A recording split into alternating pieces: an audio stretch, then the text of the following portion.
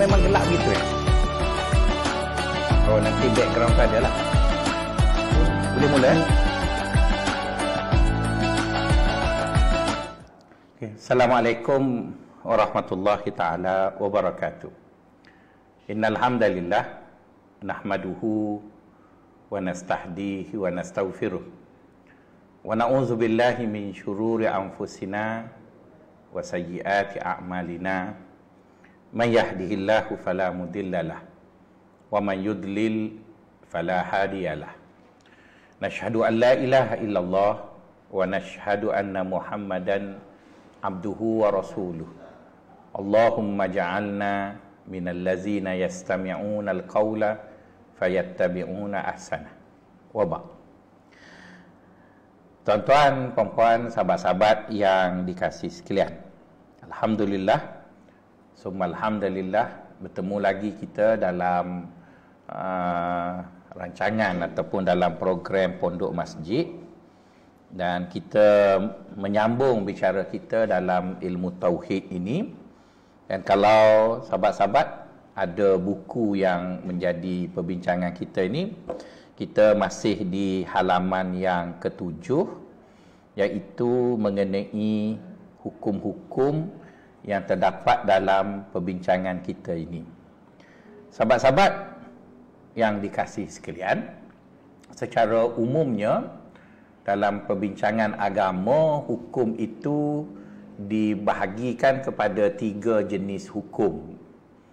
Dan perkataan hukum itu maknanya ialah menisbahkan satu perkara dengan satu perkara yang lain. Misalnya kita kata Ahmad. Ahmad itu nama seseorang. Kemudian satu perkara yang lain pula handsome. Jadi apabila kita menisbahkan Ahmad itu dengan handsome, maka dalam pengajian ilmu kalam ini kita panggil dia, kita telah menghukum Ahmad dengan handsome, iaitu menisbahkan tadi. Okey, jadi hukum itu sahabat-sahabat ada 3 jenis hukum. Satu kita panggil dia hukum akal. Yang satu lagi ialah hukum adat, dan yang satu lagi, yang ketiga adalah hukum syarak. Jadi hukum akal bermaksud hukum yang mana penisbahan di antara 2 perkara itu menggunakan akal manusia ataupun menggunakan peraturan-peraturan, kaedah-kaedah akal. Maka kita namakan dia hukum akal. Adapun hukum yang kita namakan dia dengan hukum adat ialah bermaksud menisbahkan suatu perkara berasaskan kepada pengulangan dan penerimaan. Misalnya kita menisbahkan makan dengan kenyang. Jadi makan dengan kenyang itu, di mana kenyang dia dinisbahkan kepada makan adalah kerana kelazimannya begitu. Iaitu bila kita makan, kita akan kenyang. Begitu juga dengan hilangnya dahaga dengan minum. Ataupun begitu juga kita lihat membakar dengan api. Begitu juga dengan hilangnya sakit kepala dengan paracetamol. Jadi yang menjadikan hubungan hilang sakit kepala dengan paracetamol itu adalah peristiwa itu berulang-ulang berlaku. Kita sakit kepala je, kita makan Panadol ataupun paracetamol, maka hilang sakit kepala. Maka nisbah di antara hilang sakit kepala dengan makan paracetamol tu adalah hukum adat. Adapun yang ketiga ialah hukum syarak, di mana yang menisbahkan di antara 2 perkara itu ialah Allah ataupun agama, ataupun kita sebut dia dengan ulama yang hasil daripada kefahaman mereka tentang nas-nas agama, maka dinisbahkanlah. Cuma nisbah yang wujud dalam agama itu ada 5. Ada hukum wajib, ada hukum haram, ada hukum harus, ada hukum makruh, ada hukum, yang hukum 5 lah yang selalu kita bicara tadi. Saya rasa itu sudah kita bincangkan dalam kuliah yang lepas, dan ianya sebagai suatu ingatan semula secara ringkas. Dan insya-Allah pada pagi ini kita baca matan yang seterusnya yang disebut oleh Syekh Sanusi ni di muka surat 8 ya. Saya harap sahabat-sahabat boleh bersama dengan saya di muka surat 8. Kata Tuan Syekh, fakullu man kullifa syar'an wajaba alaihi an ya'rifa ma qad wajaba lillahi wal jaiza wal mumtani'a wa mithla zali rasulihi fastami'a. Makna mudahnya mengenai bait ini ataupun dua bait ini, kata Tuan Syekh, yakni wajib atas segala orang yang baligh lagi akil itu mengenal yang yakin barang yang wajib bagi Allah Ta'ala dan barang yang mustahil bagi Allah Ta'ala, dan barang wajib pula atas orang itu mengenal yang yakin kepada barang yang wajib dan barang yang mustahil dan barang yang jaiz yang bagi Rasulullah sallallahu alaihi wasallam. Dan telah tersebut makna wajib dan mustahil dan jaiz yang bangsa akal itu, maka engkau dengarlah kata ini. Maksudnya makna mudah daripada dua bait yang kita baca tadi, fakullu man kullifa syar'an wajaba alaihi an ya'rifa ma qad wajaba lillah wal jaiza wal mumtani'a wa mithla dzali rasulihi fastami'a. Makna dua bait syair itu ringkasnya, kata Tuan Syekh, setiap mukallaf, iaitu kita seorang yang mukallaf ini, dan kita tahu dalam hukum fiqhnya seorang itu dikira mukallaf apabila dia sudah memenuhi dua syarat. Syarat pertama iaitu dia akil, dan syarat yang kedua dia baligh. Jadi apabila seorang muslim telah memenuhi dua syarat ini, maka muslim itu sudah dikira sebagai mukallaf. Jadi seorang yang mukallaf wajib tahu tentang Allah dan Rasul, iaitu tentang Allah Subhanahu Wa Taala Tuhan kita, tentang Rasul kita iaitu baginda sallallahu alaihi wasallam, tiga perkara. Kedua-duanya sama, iaitu apa yang wajib bagi Allah Taala secara yakin, apa yang mustahil bagi Allah Taala secara yakin, dan apa yang jaiz ataupun harus kepada Allah Ta'ala secara yakin. Demikian hal yang sama kepada baginda, iaitu seorang mukallaf wajib mengetahui apa yang wajib ke atas baginda sallallahu alaihi wasallam secara yakin, apa yang mustahil ke atas baginda secara yakin, dan apa yang harus ke atas baginda sallallahu alaihi wasallam secara yakin. Jadi itu tiga perkara sama saja pada Allah dan Rasul yang menjadi tanggungjawab seorang mukallaf untuk mengetahuinya. Maka tuan kitab kita ini cuba menghuraikan apakah perkara-perkara yakin itu, apakah perkara-perkara mustahil itu, dan apakah perkara-perkara jaiz itu. Jadi seolah-olah secara ringkasnya tuan-tuan dan puan-puan, pengajian kita dalam ilmu tauhid yang menggunakan kitab Jauharah ini membincangkan 6 perkara tadilah, iaitu kita akan bincangkan apa yang wajib bagi Allah secara panjang lebar dan detailnya, apa yang mustahil bagi Allah, apa yang harus bagi Allah. Kemudian kita ikutinya dengan apa yang wajib, apa yang mustahil, apa yang harus bagi baginda sallallahu alaihi wasallam. Dengan sempurnanya perbincangan 6 topik tersebut, maka tamatlah pengajian ilmu tauhid kita dalam kerangka fikir Imam Abu Hasan Al-Asy'ari dengan Imam Abu Mansur Al-Maturidi. Mari kita tengok apa tuan kitab kita tulis. Kata beliau, makrifah kepada Allah Ta'ala itu hendaklah ada ia wujud 4 perkara. Pertama, hendak yakin. Kedua, hendak dengan dalil yang yakin, dan iaitu baharunya alam ini. Ketiga, hendak kekal. Keempat, hendak ada permulaan makrifat itu, kemudian daripada akil balik, dan tiada wajib makrifah kanak-kanak sebelum sampai balik, seperti kata Imam Abul Hasan, maka itu kaul yang rajih. Kata tuan kitab kita ini, apabila kita sebut ma'rifatullah, seperti mana yang pernah disebut dalam beberapa ungkapan yang sering diungkap-ungkap oleh ulama-ulama kita dalam perbincangan ilmu tasawuf, mereka mengatakan ma'awaluddin ma'rifatullah. Permulaan agama itu adalah mengenal Allah. Jadi apabila disebut ma'rifatullah, mengenal Allah, maka kita bertanya, mengenal Allah itu apa ya? Apa perkara yang mengisi makna kenal Allah? Mengikut apa yang dikatakan oleh tuan kitab kita ini, beliau mengatakan ada 4 indikator yang boleh kita jadikannya kayu ukur adakah kita itu memenuhi akan kehendak mengenal Allah. Pertama katanya, iaitu mengenal Allah itu hendaklah yakin. Iaitu apabila kita mempelajari tentang Allah, maka daripada pengajian itu akan menghasilkan apa yang menyebabkan kita yakin bahawa Allah itu adalah Tuhan yang maha sempurna, maha gagah, maha kaya, maha segala-galanya, dan bukan sekadar tahu untuk tahu, sebaliknya tahu untuk membina keyakinan. Itu yang pertama.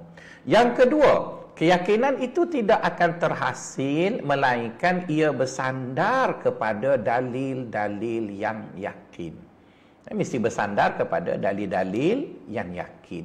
Jadi oleh kerana kita yang menganut mazhab Ahlus Sunnah wal Jamaah, kita mempercayai bahawa dua elemen ini akan saling memperkukuhkan dan membina keyakinan. Apa dia? Iaitu wahyu, yang kita sebut naklu, satu lagi aklud, iaitu akal kita. Jadi dalam mazhab Ahli Sunnah wal Jamaah, kita tidak menyisihkan salah satu, sebaliknya kita melihat kedua-duanya itu saling bergandengan dalam memperkukuhkan satu sama lain sehingga terbentuklah suatu sandaran yang yakin yang akan menghasilkan keyakinan. Jadi bagi kita yang belajar mengikut Ahlus Sunnah wal Jamaah ini, pertama sekali dalil yang yakin itu adalah dalil-dalil yang datang daripada Al-Quran dan juga hadis Nabi yang sahih. Yang itu sandaran kita. Tidak mungkin kita berbicara tentang ketuhanan, tidak mungkin kita berbicara tentang agama sedangkan dalil kita itu adalah dalil yang mengenyampingkan ataupun yang menolak akan adanya Al-Quran dan juga hadis. Tapi kita juga percaya tidak mungkin dalil Al-Quran dan hadis itu dapat difahami dengan sebaiknya jika kita tidak memahaminya dengan penggunaan akal yang waras yang telah dibentuk corak berfikirnya oleh para ulama. Maka kita menerima akal tadi untuk menyokong ataupun memberi kefahaman kepada kita dalam memahami akidah ini sehingga terbentuklah yakin. Itu perkara yang kedua ya sahabat-sahabat. Perkara yang ketiga yang menjadi ukuran akan pengetahuan kita tentang Allah itu, kita hendaklah kedua hendaklah dalil yang yakin, dan yang ketiga hendaklah kekal. Kekal itu bermaksud apa yang kita percayai itu dia tidak akan berubah-ubah. Dengan kata lain, dalam soal agama ini kita ada dua perkara. Satu kita panggil dia thawabit, yang satu lagi kita panggil dia mutaghayyir. Apabila kita sebut dia thawabit, thawabit bermaksud sesuatu perkara yang akan kekal dalam bentuk itu selama-lamanya. Adapun kita sebut al-mutaghayyirat ialah sesuatu perkara yang sifatnya tentatif, iaitu ada kebarangkalian dia berubah dan kadang-kadang diizinkan untuk berubah. Jadi Allah Subhanahu wa taala sebagai Tuhan yang mencipta kita, yang mengetahui akan keperluan hidup kita, maka itu dia jadikan agama kita ini dibina di atas thawabit dan mutaghayyir. Maka adalah tidak betul sahabat-sahabat perkara-perkara yang thawabit kita letak dia dalam kelompok mutaghayyir, dan perkara-perkara yang mutaghayyir pula kita letak dia dalam kelompok thawabit. Jadi di antara perkara yang bersifat thawabit itu ialah akidah. Maksudnya, sejak daripada Nabi Adam alaihi salatu wassalam sehinggalah manusia yang terakhir hidup di muka bumi ini sebelum kiamatnya bumi ini, perkara yang sabitnya Allah yang kita sembah itu esa, satu. Ya, Allah yang kita sembah itu satu. Nabi Adam kata Allah satu, Nabi Nuh kata Allah satu, Nabi Musa kata Allah itu satu, Nabi Isa pun begitu. Begitulah dengan junjungan besar baginda SAW, Allah itu esa. Antara perkara yang sawabit juga, Allah itu mempunyai sifat-sifat yang maha sempurna. Jadi perkara-perkara yang bersifat sawabit itu adalah perkara yang tidak boleh berubah dan ianya amat berkait rapat dengan perbincangan kita mengenai Allah Subhanahu wa taala. Itu perkara yang ketiga, sahabat-sahabat. Adapun perkara yang keempat, hendaklah ada permulaan makrifah itu. Maksudnya, apabila kita ingin mengenal Allah dalam pengajian kita ini, kita mesti susun pengetahuan kita itu secara berperingkat. Ya, kita mesti susunnya secara berperingkat. Maka sebab itulah tuan kitab kita ini menyusun mengenai ilmu tauhid ini bermula dengan muqaddimah, iaitu perkara-perkara yang berkait dengan hal-hal yang perlu diketahui sebelum kita membincangkan sifat Allah. Kemudian dia bahagikan sifat Allah pula kepada 4. Jadi ada sifat wujudiyah, ada sifat salbiyah, ada sifat ma'ani, ada sifat maknawiyah. Jadi pembahagian-pembahagian itu adalah kerana untuk mengekalkan bahawa pengetahuan kita tentang Allah mesti bermula daripada rangkah pertama dan kita makin kenal dan makin kenal. Macam kita lihatlah ya dalam pengajian sahabat-sahabat semua, dengan saya pun tak ingat dia ustaz apa yang mengajar tasawuf, ustaz lupa dah, saya pun tak ingat dah. Pastinya ustaz yang mengajar tasawuf dengan tuan-tuan dalam pondok kita ini juga akan mengatakan ulama tasawuf menjadikan manusia pada pandangan mereka itu ada 3 level. Satu level orang awam, iaitu orang Islam yang tidak lagi mula berjinak dengan ilmu tasawuf. Kemudian disebut level murid ataupun level salik, iaitu orang Islam yang sudah mula menuju kepada Allah. Dan yang akhir sekali ialah level arif billah ataupun kita sebut wali. Jadi kenapa dalam ilmu tasawuf ada pembahagian sedemikian? Begitu juga dalam pengajian tuan-tuan tentang ilmu hadis, pengajian tuan-tuan tentang apa-apa ilmu lah. Kerana ilmu itu tuan-tuan dan puan-puan, sahabat-sahabat sekalian, dia tidak boleh kita ambilnya seperti mana kita ambil air hujan. Ya, macam kita tengok bila hujan tu kita pergi mandi sana sini, tak boleh tuan-tuan. Tuan-tuan mesti ambil berdikit-dikit. Tuan-tuan mesti ambil yang sesuai dahulu, kemudian makin tambah dan sebagainya. Jadi itulah kata Tuan Syekh, apabila kita nak kenal Allah, ada 4 asas yang harus kita ambil kira dalam mengenali Allah. Pertama, pengetahuan kita tentang Allah itu mestilah dibina di atas asas keyakinan. Yang kedua, keyakinan itu dibina di atas dalil-dalil yang yakin. Yang ketiganya, apa yang kita nak bina tadi, ianya bersifat thawabit, tidak berubah. Dan yang keempatnya, kita hendaklah ada permulaan perjalanan tadi. Dan Alhamdulillah, setelah 2 sesi kuliah yang lalu, kita sudah mula menghampirkan diri kita untuk mengenal Allah. Dan untuk sesi ini serta sesi-sesi yang akan datang, kita akan terus masuk dan melangkah untuk mengenal Allah Subhanahu wa taala.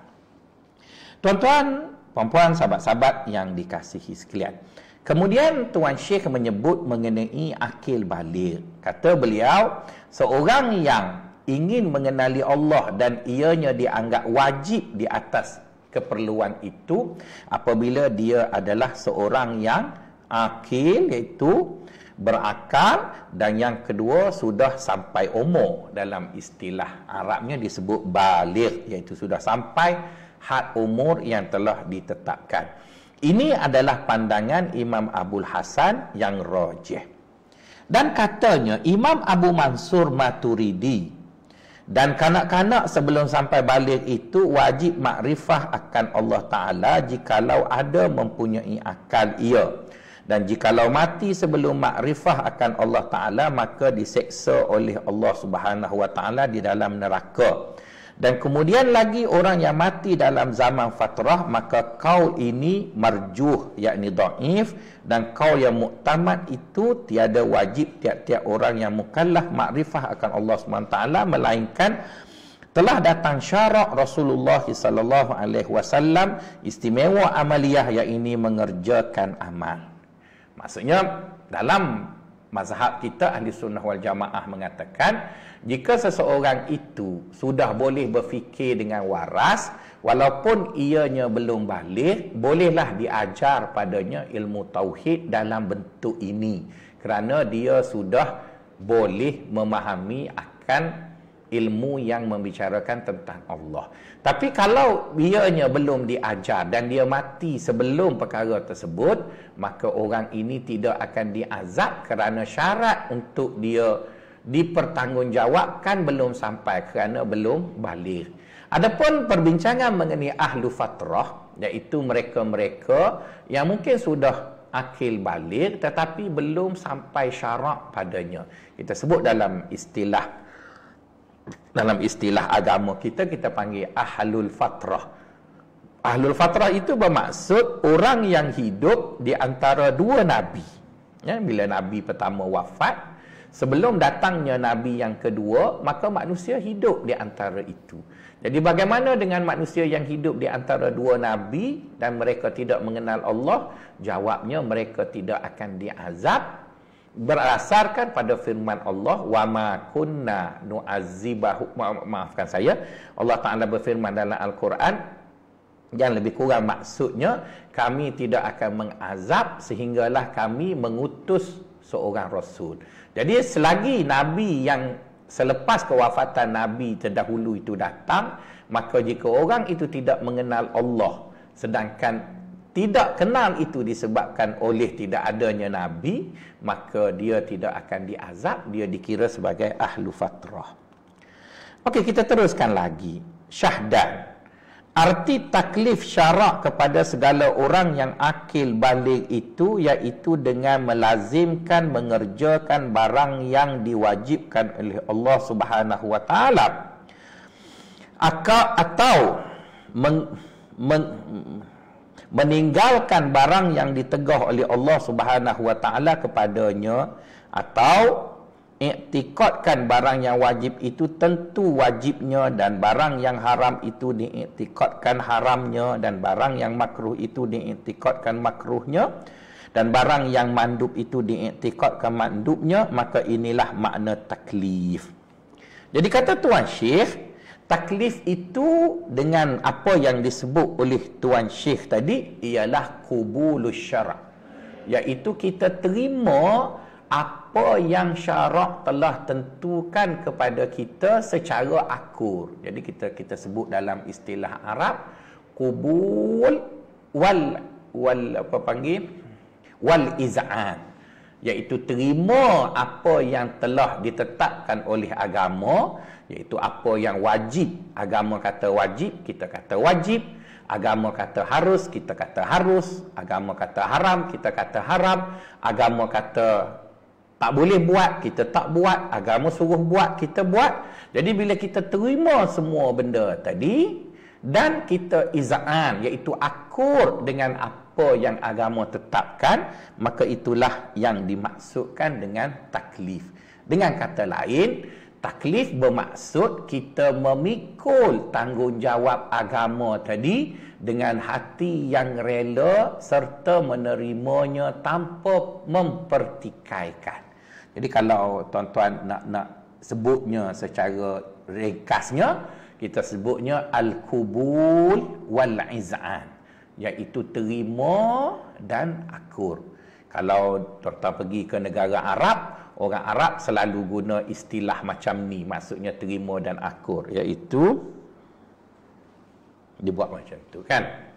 begitu ke atas. Begitu tu maksudnya apa yang khalifah sebut, apa yang pihak atasnya sebut, maksudnya dia akur, lepas tu dia junjung. Jadi samalah kita dalam masyarakat Melayu, kita guna perkataan yang sama, kita panggil menjunjung perintah. Kalau pegawai kerajaan, masa kerajaan dulu kita panggil menurut perintah. Samalah. Jadi maksud taklif ialah kita menerima apa yang telah ditetapkan oleh agama dengan secara akur sepenuhnya. Taklif syarak kepada segala orang yang mukallaf atas kata jumhur ulama radhiyallahu anhum. Itu makna taklif tadi. Syahdat, iaitu mulakan perbincangan baru, kata dia syarak Rasulullah sallallahu alaihi wasallam takluk kepada segala akil baligh itu kemudian daripada hijrah Nabi sallallahu alaihi wasallam ke Madinah. Dan kata setengah ulama radhiyallahu anhu kemudian daripada perang Uhud, dan syarak Rasulullah SAW ketika di Mekah dan sebelum perang Uhud itu takluk ia kepada sekalian yang mawjud balik keadaannya atau sebelum balik, maka inilah barang yang dikata oleh jumhur ulama ahli sunnah wal jamaah. Kata Tuan Syekh, mengenai bilakah perintah agama itu dikira syarak. Jadi ada pandangan mengatakan dia dikira syarak, iaitu bermula daripada akhir balik sehinggalah daripada hijrah. Bermula dari hijrah sampailah Nabi wafat, itu dikira syarak. Jadi apapun daripada perbincangan itu dapat kita ringkaskan ataupun simpulkan apa saja yang datang daripada agama kita, baik daripada Al-Quran, baik daripada hadis, baik daripada kesimpulan yang dibuat oleh para ulama yang kita hormati dan kita percayai, itu kita terimanya sebagai suatu perintah syarak agama dan kita akur serta junjung setinggi-tingginya. Okey, kita baca seterusnya baik dalam bahasa Arab yang ditulis oleh Imam As-Sanusi. Kata beliau, iz kullu man qallada fit tauhidi imanuhu lam yakhlu minat tardidi fa fihi ba'dul qaumi yahkil khulfa wa ba'duhum haqqaqa fihi al-kashfa faqala in yajzim biqaulil ghairi kafa wa illa lam yazal fid dairi. Kalaulah tadi kita bercakap mengenai akil baligh, adapun sekarang pula setelah kita selesai membincangkan mengenai akil baligh dan perkara yang wajib bagi Allah, yang mustahil dan juga yang harus bagi Allah dan Rasul, sekarang kita pergi mengenai persoalan taklid. Persoalan taklid. Perkataan taklid, sahabat-sahabat, secara umumnya membawa makna kita mengikat kepercayaan kita pada seseorang. Kita mengikat kepercayaan kita pada seseorang. Jadi, adakah taklid ini hukumnya wajib pada semua individu tanpa pengecualian, ataupun taklid itu dibolehkan pada orang-orang tertentu dan dilarang pada orang-orang tertentu? Saya secara peribadinya bersetuju dengan pandangan yang mengatakan taklid itu pada orang-orang yang memenuhi syarat tertentu, maka dia tak boleh taklid. Jika dia membina satu-satu keyakinan agama dalam bentuk bertaklid sedangkan dia tidak boleh bertaklid, maka perkara itu tidak boleh diterima. Tapi jika orang-orang yang tidak memenuhi syarat-syarat tertentu nanti yang kita akan sebut dan dia bertaklid, maka taklidnya itu boleh diterima. Sebagai contoh sahabat-sahabat yang dikasihi sekalian, kita dapati apabila Allah Subhanahu Wa Taala menyatakan dia campak ramai orang dalam neraka.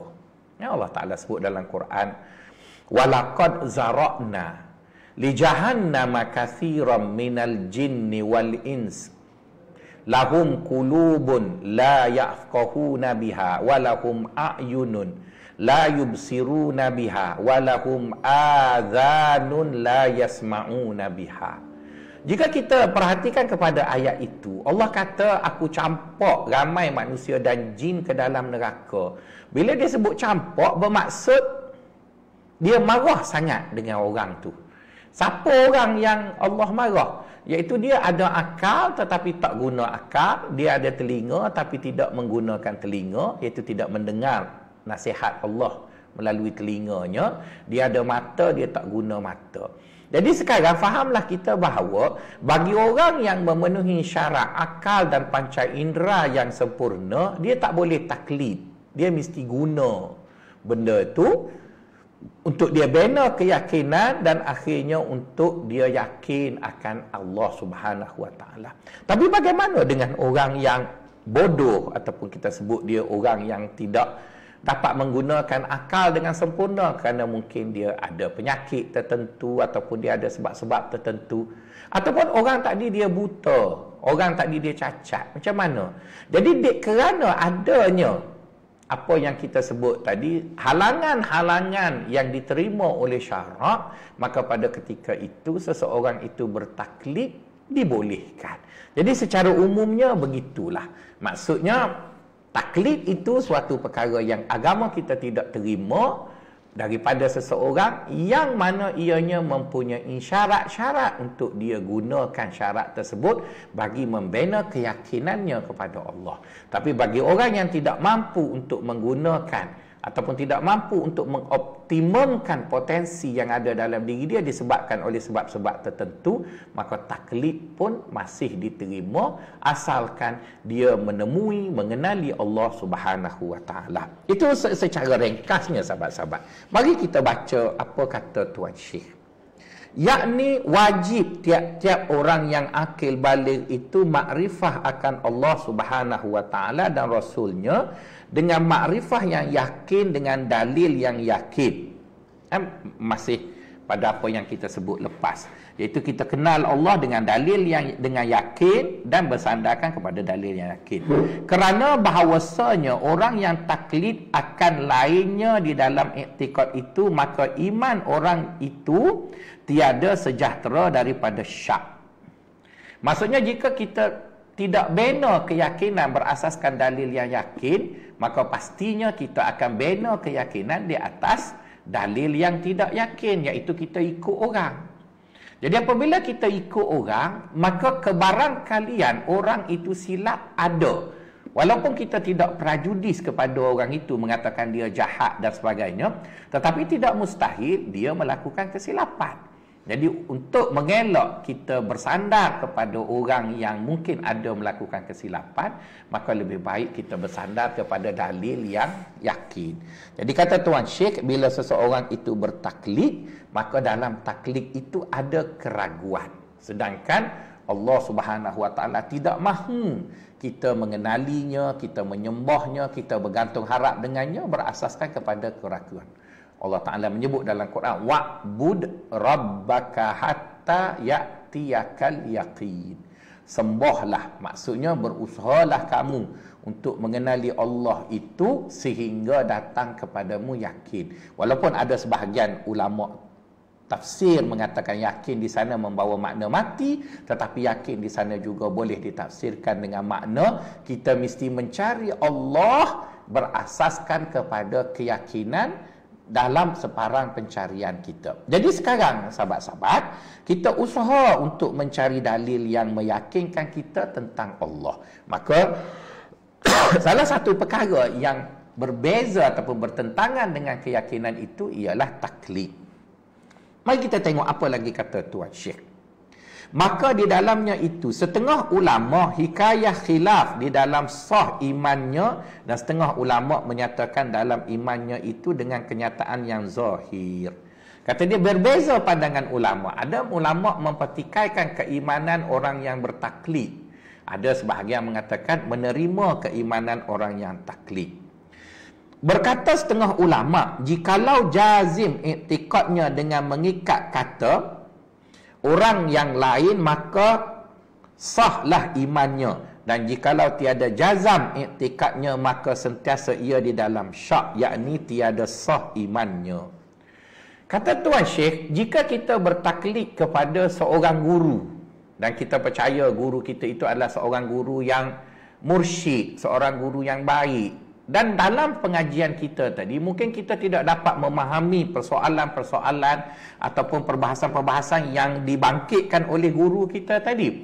Tetapi kerana keyakinan kita kepada batang tubuh guru tadi yang mengajar kita, yang membawa dalil-dalil daripada Al-Quran, maka kita merasa begitu yakin sehingga jazam. Jazam ni maksudnya yakin yang putus. Dulu sahabat-sahabat bila sebut perkataan putus, saya faham putus tu maksudnya tak baik ya. Kononnya tali yang panjang menyambungkan kita tentang sesuatu, bila kita putuskan tak elok lah. Tapi maksud jazam putus di sini ialah macam kita pintal tali ya.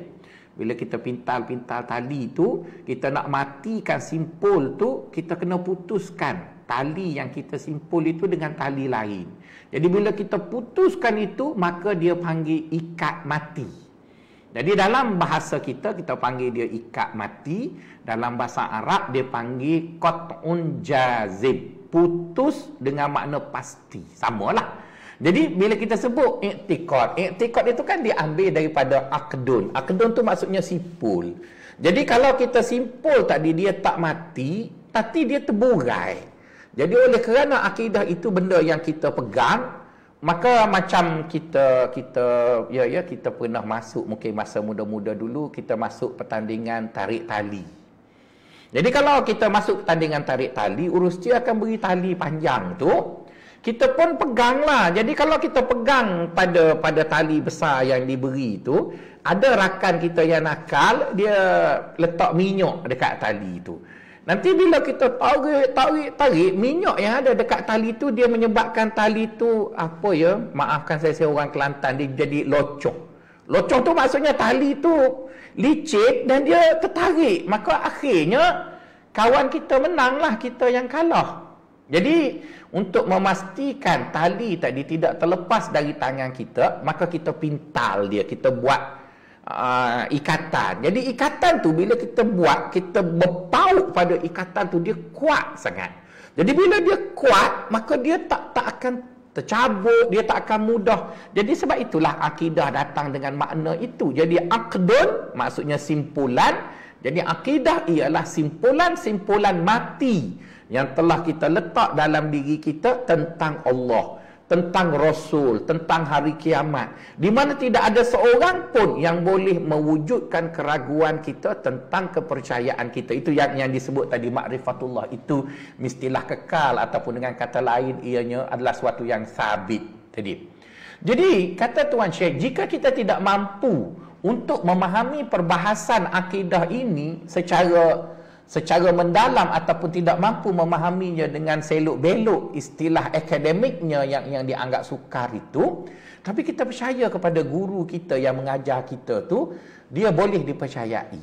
Jadi kita pun membina keyakinan di atas kepercayaan kita pada guru kita, maka iman kita diterima. Kata setengah ulama lah, setengah ulama lain mengatakan tak boleh. Tapi pada saya sebut awal-awal lagi tadi, jika seseorang itu boleh berfikir, boleh memahami apa yang diperbincangkan, maka tak bolehlah dia bertaklid dengan orang.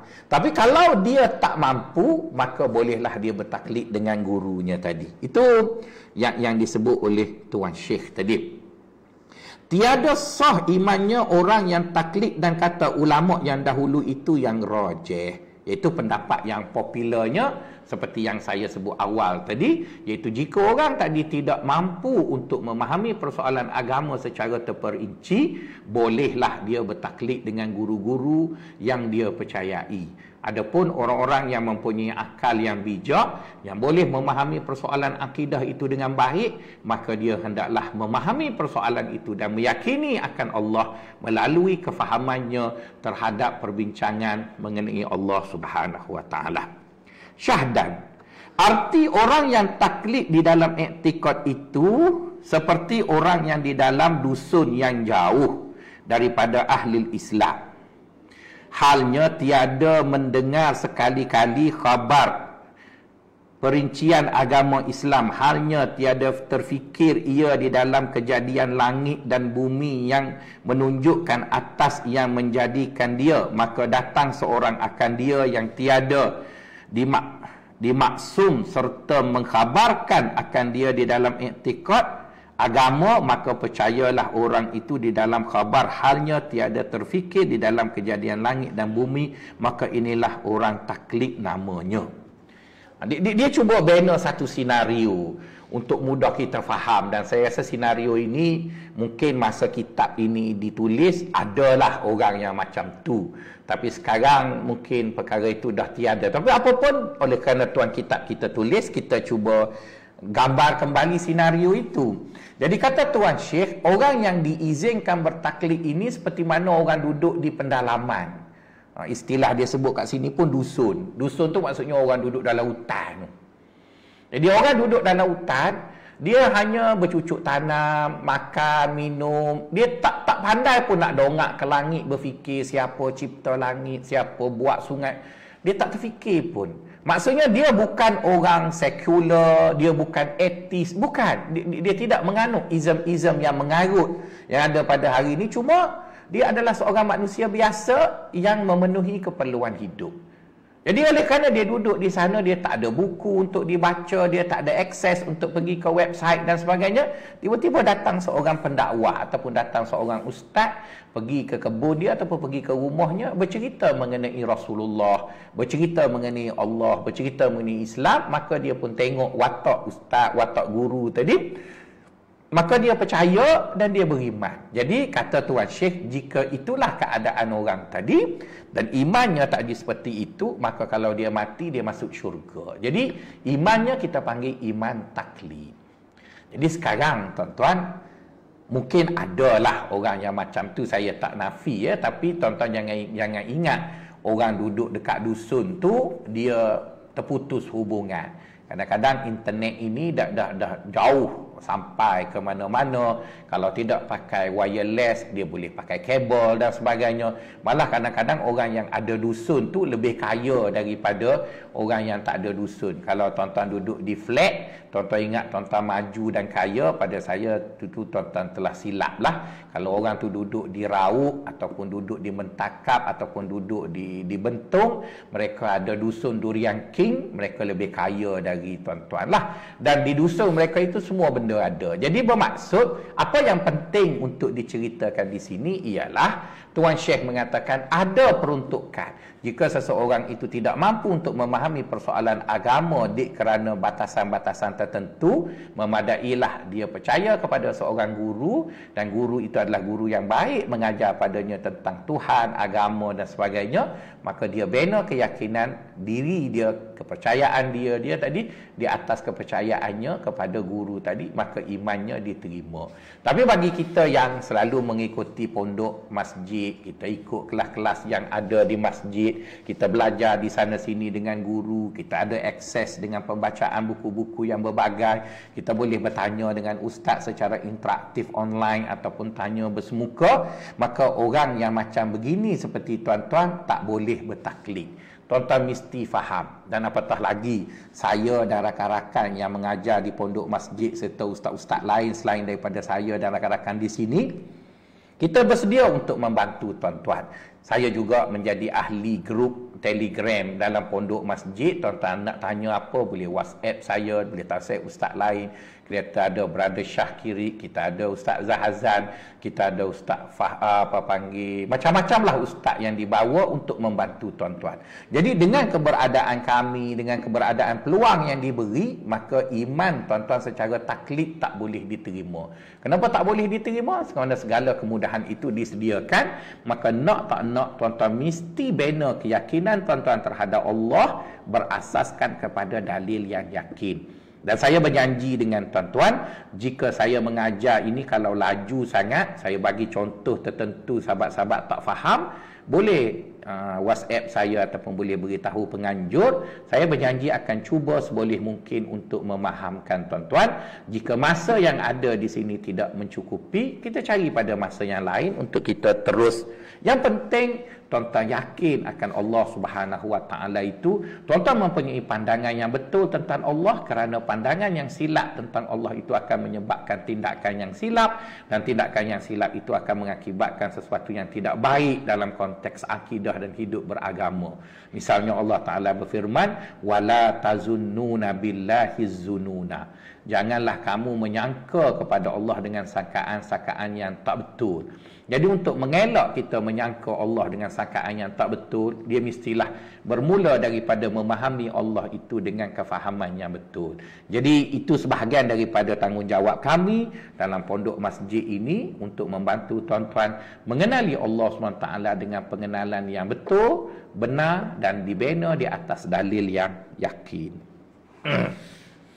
Dan adapun orang yang ada ia di dalam diar agama Islam atau di dalam dusun yang hampir daripada diar agama Islam, halnya mendengar khabar perbicara agama Islam dan ahwal Nabi Muhammad sallallahu alaihi wasallam, terfikir kejadian langit dan bumi, maka itu mukmin tiada khilaf antara jumhur ulama di dalam iman orang yang taklid itu dengan nisbah iman yang bangsa akhirat, dan adapun niat iman yang bangsa dunia, maka iman orang yang taklid itu sah tiada khilaf dengan sebab ikrar dua kalimah syahadah. Nampaknya pengarang kitab kita ini kata tuan-tuan tidak boleh bertaklid. Maksudnya orang yang tidak ada akses untuk bertanya kepada guru, mengikuti kelas dan sebagainya, boleh terimalah taklidnya tadi. Tapi orang yang macam tuan-tuan mesti bertanya, tuan-tuan mesti belajar, dan tuan-tuan mesti membina keyakinan tuan-tuan terhadap Allah berasaskan dalil yang yakin yang telah diusahakan oleh para ulama. Dan kata jumhur ulama radhiyallahu anhum, dan hukum orang yang taklid itu 4 perkara. Hukum orang yang taklid itu 4 perkara.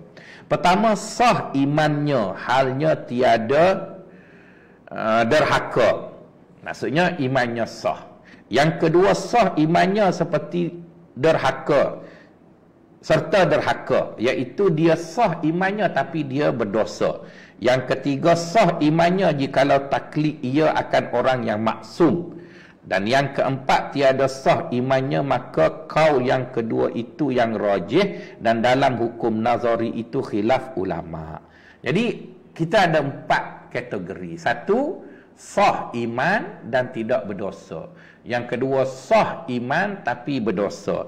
Yang ketiga, sah iman dengan syarat dia taklid kepada yang maksum, iaitu taklid kepada Rasulullah. Dan yang ketiga, iman dia tak sah dan dia berdosa. Jadi oleh kerana itu, untuk mengelakkan semua itu agar kita berada pada golongan yang pertama, bukan golongan yang ketiga, kerana Nabi Muhammad SAW dah tak ada. Jadi tidak maksum lagi lah. Jadi tuan-tuan nak tak nak, tuan-tuan hanya ada yang pertama sahaja, iaitu kita perlu menjadikan iman kita sah dan kita pula tidak berdosa kepada Allah Subhanahu wa taala. Okey, faedah. Bahawasanya hukum yang baharu itu keluar daripada 5 perkara pertama. Ilmu kedua, i'tikad ketiga, zon keempat, syak kelima, waham kelima, waham. Jadi kata dia, apabila kita sebut hukum, dan kita kena tahu bahawa hukum yang berkait dengan akidah kita ini, dia mesti dibina di atas yakin. Dia dibina di atas yakin. Jadi untuk memudahkan sahabat-sahabat faham tentang hukum 5 itu, mungkin siapa boleh tolong saya, ada duit shilling tak? Duit shilling, ada pinjam sekejap.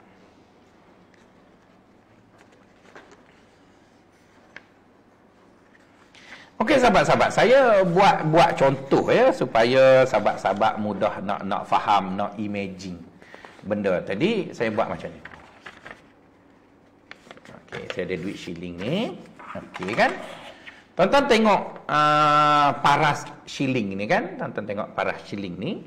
Di sini tuan-tuan tengok shilling ini, dia punya kepala shillingnya tu 1/4. Kan? Sini ada 1/4 shilling. Jadi ini satu keadaan yang kita bayangkan, shilling ini dia adalah yakin.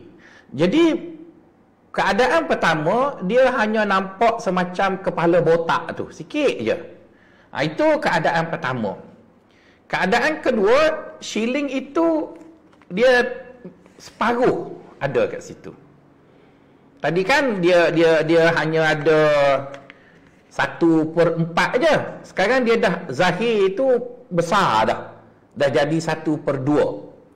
Kemudian keadaan ketiga, shilling itu lagi besar. Dia dah nampak 3/4 dah. Tadi kan dia duduk sini 1/4 kepala shilling itu. Dia duduk kat sini, kepala shilling dah nampak setengah. Dia duduk kat sini, kepala shilling dah bukan jadi 1/2, dia dah jadi 3/4. Dia duduk kat sini, shilling tu dah nampak bulat 100%. Kan dia nampak bulat 100%. Jadi bila shilling tadi dia dah nampak bulat 100% tu, sahabat-sahabat, kita panggil dia yakin. Kita panggil dia yakin. Jadi dalam hukum agama ataupun berkait dengan Allah Subhanahu Wa Taala, kita mahu keyakinan kita itu 100, maka nisbah 100 itu ialah shilling ni yang mewakili keyakinan tu, dia dah mengembang 100% dah. Kalau dia duduk 3/4, di mana separuhnya masih terselindung, 3/4 dah zahir, kita panggil dia zon. Kita panggil dia zon. Di mana zon itu bermaksud kebarangkalian benar itu banyak, tetapi masih ada sebahagiannya meragukan. Zon itu bermaksud kebarangkalian benar sudah banyak, 3/4% dah. Tapi perkara yang meragukan itu masih ada, tapi nisbahnya kecil lah, iaitu 1/4. Jadi apabila kita sebut zon dalam hukum fiqh, perkara-perkara yang zon ataupun yang 3/4 kebarangkalian benar itu sudah boleh dipakai. Tapi dalam soal akidah, kita tidak bina keyakinan kita terhadap Allah berasaskan keyakinannya 3/4. Sebaliknya, kita bina keyakinan kita terhadap Allah berasaskan keyakinannya 100%. Jadi itu yang kita maksudkan dengan yakin tadi. Jadi mengenai zon ini, ya sahabat-sahabat, Allah Subhanahu Wa Taala menyatakan kepada kita, inna ba'dadh-dhanni ismun. Sesungguhnya sebahagian daripada sangkaan itu adalah dosa. Jadi kalau dalam pengajian ilmu mantik, bila disebut sebahagian, ianya bermaksud tidak semua. Jadi bila sebut tidak semua, tak bolehlah saya nak kata 100%. Kerana semua itu 100%. Saya mungkin boleh kata 80%, boleh saya kata 75%, boleh saya sebut 85%, dan boleh juga saya sebut 90%. Kerana ianya adalah sebahagian. Jadi Allah SWT mengatakan, inna ba'dadh-dhanni ismun, bermaksud sebahagian daripada sangkaan itu adalah tak betul. Tapi sebahagian lagi mungkin betul. Jadi sebab itu adalah tidak betul kalau kita mengajar mengenai zon ini, kita suruh orang yang menyangka itu dia kena sangka baik dengan orang. Tapi dalam waktu yang sama, orang yang disangka itu mereka tidak menjaga kelakuan. Misalnya selalu saya tengok dekat Facebook, orang buat macam dia buat macam poster begitu. Dia kata, jika kamu bersangka buruk dengan saya, maka saya akan dapat pahala, kamu akan dapat dosa. Saya rasa saya tak setujulah dengan poster tu. Sebab apa tuan-tuan saya tak setuju macam tu? Sebab sebelum kita kata orang sangka buruk dengan kita ni, dia dapat dosa, kita dapat pahala, kita kena tanya diri kita dulu. Kelakuan kita ni boleh tak menyebabkan orang sangka buruk? Misal contoh lah, misal contoh. Ini tak ada kena mengena dengan siapa. Misalnya lah, jangan tuan-tuan duduk sangka buruk kat saya. Misalnya, dreba saya ni, dreba kereta saya lelaki jambu. Tahu kan lelaki jambu, lelaki jambu ni? Lelaki macam penyanyi K-pop Korea tu lah. Jadi dia lelaki jambu, bawa kereta saya kerana kemari. Lepas tu saya duduk dengan dia pula, duduk rapat-rapat, duduk main pipi-pipi dia. Lepas tu sahabat kata, ustaz ada apa-apa kau dengan dia? Jadi saya pun baca, inna ba'dadh-dhanni ismun. Tuan-tuan rasa betul ke ayat tu? Sedangkan perbuatan saya itu menunjukkan bahawa saya ada benda dengan dia. Kalau saya tak ada apa-apa dengan dia, kenapa asyik duk pegang pipi dia apanya? Tapi ada seorang yang lain pula, misalnya imam besar masjid kita ni, masjid wilayah, dia tak ada pun reba, dia tak ada pun orang-orang yang macam tu duduk dengan dia, dan dia seorang yang cukup baik. Tiba-tiba saya sangka dia ada macam tu. Jadi itulah sangkaan saya yang salah. Kerana tidak ada apa-apa yang menjurus kepada sangkaan itu. Jadi oleh kerana itu, apabila Allah mengatakan sebahagian daripada sangkaan itu adalah dosa, maka kita jangan ingat semua orang sangka tu ialah salah orang tu. Kadang-kadang mungkin disebabkan oleh perlakuan kita. Jadi sekarang dalam akidah, keyakinan kita dengan Allah, kita nak pakai duit shilling ni zahir, keluar 100%, baru kita panggil yakin. Kalau masih ada lagi sebahagian duduk kat bawah, 3/4 duduk kat luar, kita panggil dia zon. Dan bila duit shilling ni separuh-separuh, separuhnya nampak, separuhnya tak nampak, kita panggil dia syak. Syak itu maksudnya kebarangkalian benar itu lebih rendah berbanding dengan zon. Dan yang ke bawah sekali, iaitu kita nampak bahawa shilling tadi sikit je ada. Sikit je ada. Kebarangkalian sikit tu ada. Tapi kebarangkalian yang besar tu tak ada, maka kita panggil dia waham. Jadi dalam persoalan akidah, kita tak boleh bina akidah kita di atas waham, di atas sangkaan yang kecil kebarangkalian. Kita juga tidak boleh bina keyakinan kita terhadap Allah di atas syak, iaitu nisbah keyakinan itu hanya separuh. Dan kita juga tak boleh bina keyakinan akidah kita di atas sangkaan zon, kerana ianya masih belum bulat. Jadi apakah asas yang boleh kita bina untuk bina keyakinan kita pada Allah? Iaitu dia mesti yakin. Iaitu shilling ni kena keluar 100% macam ni, barulah kita bina keyakinan kita kepada Allah. Tapi dalam hukum fiqh sudah memadai dengan zon. Maka sebab itu dalil-dalil fiqh disebut dengan dalil zanni, adapun dalil-dalil akidah disebut dengan dalil yaqini. Jadi itu sedikit perbezaan dalam penerimaan pendalilan, di mana bagi orang fiqh zanni sudah memadai, tapi bagi Allah SWT dari persoalan akidah ianya berasaskan kepada yaqini, iaitu 100%.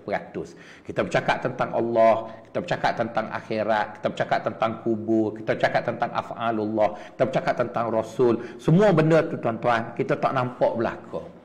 Kalau tuan-tuan tanya saya, ustaz yang duk bobe ni lorak Kelantan ya, yang ustaz duk bercakap daripada pukul 9 sampai pukul 10 ni, ustaz dah tengok kau Nabi, ustaz dah tengok kau kubur, ustaz dah tengok kau Allah.